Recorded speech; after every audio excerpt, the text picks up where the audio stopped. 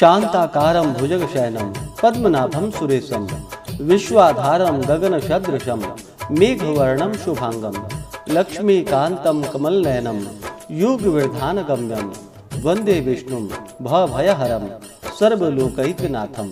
ओम विष्णवे नमः। जय श्री राधे कृष्ण। आप सभी का आपके अपने YouTube channel VK Mishra present में बहुत बहुत स्वागत है। आइए सुनते हैं वैशाख मास शुक्ल पक्ष की मोहिनी एकादशी व्रत की कथा। आप सभी भक्तों को मोहिनी एकादशी व्रत की ढेर सारी शुभकामनाएं। आप सभी के जीवन में लक्ष्मी नारायण की कृपा से आप सभी को सभी प्रकार के सुख तथा समृद्धि की प्राप्ति हो। जो भी भक्त सच्ची श्रद्धा के साथ नियम और निष्ठा के साथ मोहिनी एकादशी का व्रत धारण करते हैं, कथा श्रवण करते हैं, व्रत में नियमों का पालन करते हैं, तो व्रत के पुण्य प्रभाव से व्यक्ति के सभी प्रकार के पाप और ताप नष्ट हो जाते हैं। यह व्रत अनायास ही धर्म, अर्थ, काम और मोक्ष को प्रदान करने वाला है तथा इसके पुण्य प्रभाव से सभी प्रकार के मोह जाल से और पाप कर्मों से मुक्ति मिलती है। इस दिन विशेष प्रकार से भगवान विष्णु, माता लक्ष्मी, भगवान विष्णु के मोहिनी स्वरूप और भगवान बाके बिहारी जी का पूजन करना चाहिए। तो आइए सुनते हैं मोहिनी एकादशी व्रत की कथा। अगर आप एकादशी व्रत के उपलक्ष्य में ब्राह्मण दक्षिणा, अन्नदान, वस्त्रदान आदि के लिए देना चाहते हो तो आप अपने श्रद्धा और सामर्थ्य के अनुसार हमें डिस्क्रिप्शन में जाकर के वहां से गूगल पे, फोन पे या अकाउंट नंबर के माध्यम से आप अपने श्रद्धा और सामर्थ्य के अनुसार हमें ब्राह्मण दक्षिणा प्रदान कर सकते हैं। तो आइए सुनते हैं मोहिनी एकादशी व्रत की कथा। तो बोलिए प्रेम से भगवान विष्णु की जय, माता लक्ष्मी की जय, एकादशी माता की जय, बाके बिहारी लाल की जय, सर्व देवी देवता की जय। कथा के अनुसार बहुत समय पहले की बात है।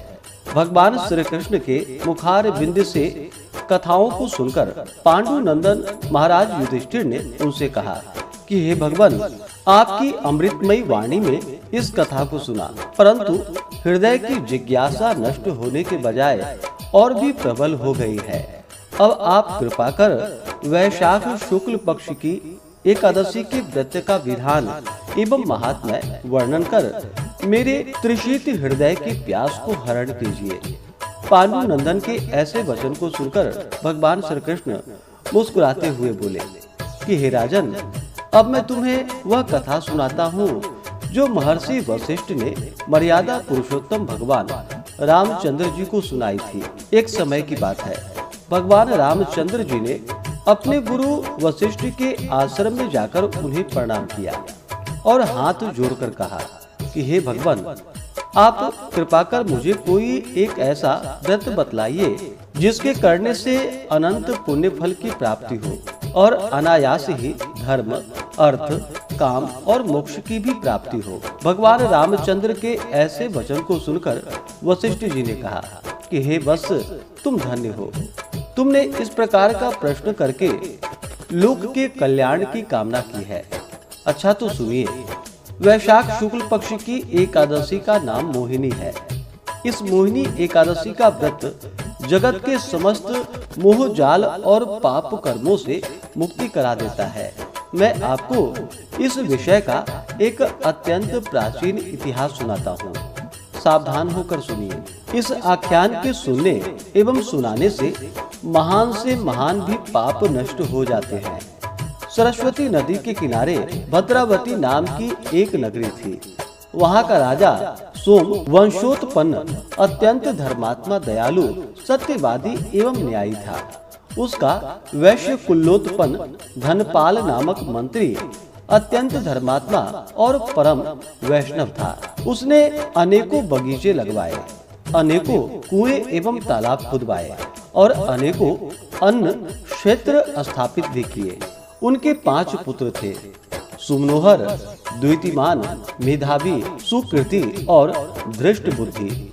इनमें से धृष्ट बुद्धि महापापी, दुराचारी, दुष्ट, जुआरी, चोर, वैश्या एवं पर स्त्रीगामी, भक्ष्य भक्षण करने वाला, महाउदंडी और आतताई था। उसके इन सब दुष्ट कर्मों से खींचकर धनपाल ने पहले उसे समझाया, धमकाया एवं दंडित किया, मगर उसने अपनी आदतों को नहीं छोड़ा। तब राजा से कहकर उसे देश निकालने का दंड दिला दिया।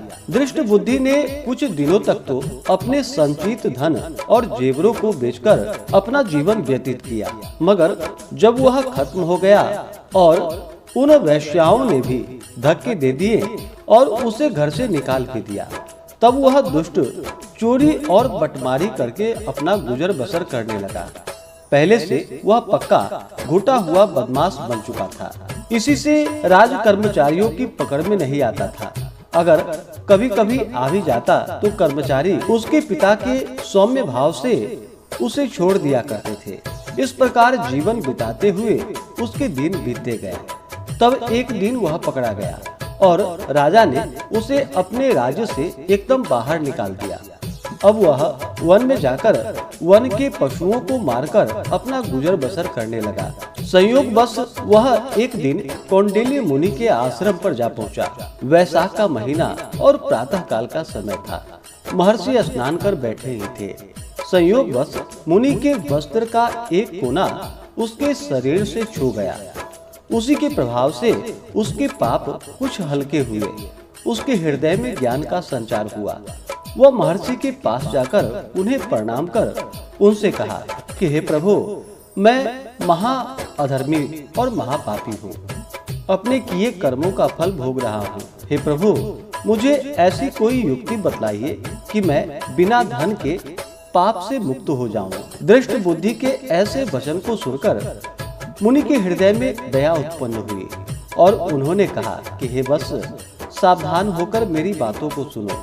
कल वैशाख मास के शुक्ल पक्ष की मोहिनी नाम की एकादशी है। तुम आज शाम को शुद्ध मन से संकल्प करो कि मैं अपने पापों के मोचनार्थ मोहिनी एकादशी का व्रत करूंगा।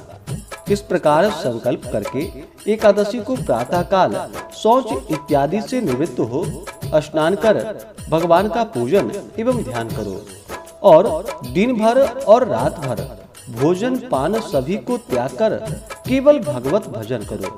द्वादशी को व्रत का पारण कर किसी ब्राह्मण को कुछ दे दो तो तुम्हारा पाप अवश्य ही नष्ट हो जाएगा।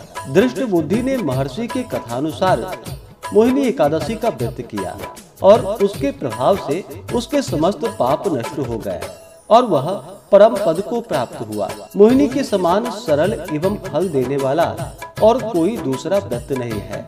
इस कथा को कहने एवं सुनने वालों को अनेकों गोदान का पुण्य फल प्राप्त होता है। तो बोलिए प्रेम से भगवान विष्णु की जय, माता लक्ष्मी की जय, सर्वदेवी देवता की जय। इस बार मोहिनी एकादशी का व्रत जो कि 27 अप्रैल 2026 दिन सोमवार को पड़ा है। एकादशी तिथि प्रारंभ समय 26 अप्रैल 2026 दिन रविवार शाम 6:09 और एकादशी तिथि की जो समाप्ति है वह 27 अप्रैल 2026 दिन सोमवार शाम 6:18 पे एकादशी तिथि की समाप्ति है। तो सूर्योदय व्याप्ति के अनुसार 27 अप्रैल को व्रत है और व्रत का जो पारण किया जाता है, पारण हरिवासर समाप्त होने के बाद और द्वादशी तिथि में ही करनी चाहिए। तो द्वादशी तिथि प्रारंभ समय 27 अप्रैल 2026 दिन सोमवार शाम 6:19 और द्वादशी तिथि की जो समाप्ति है वह 28 अप्रैल 2026 दिन मंगलवार शाम 6:54 पे द्वादशी तिथि की समाप्ति है। तो हरिवासर समाप्त होने का समय 27 अप्रैल की रात्रि 12:28 पे हरिवासर की समाप्ति है। तो सभी भक्तजन व्रत का पारण 28 अप्रैल 2026 दिन मंगलवार को सुबह 5:45 से सुबह 8:23 तक व्रत का पारण संपन्न कर लेंगे। इस व्रत का पारण कुशोदकेन पारणम, कुशा के जल से व्रत का पारण है। यह संभव ना हो पाए तो आप जल, फल या तुलसी दल से व्रत का पारण करें। तो आशा करता हूँ कि यह जानकारी आपको अच्छा लगा हो। इसी प्रकार से ज्ञानवर्धक जानकारियाँ प्राप्त करते रहने के लिए, व्रत पूजा के बारे में जानने के लिए, कथा को सुनने के लिए चैनल पे अगर आप पहली बार आए हैं तो चैनल को लाल बटन दबा करके सब्सक्राइब करें, साथ में बेल आइकन घंटी को दबाएं ताकि आने वाली वीडियो का नोटिफिकेशन आपको समय से मिलता रहे। वीडियो को लाइक करें, शेयर करें। सुखी रहें और स्वस्थ रहें। जय श्री राधे कृष्ण। धन्यवाद।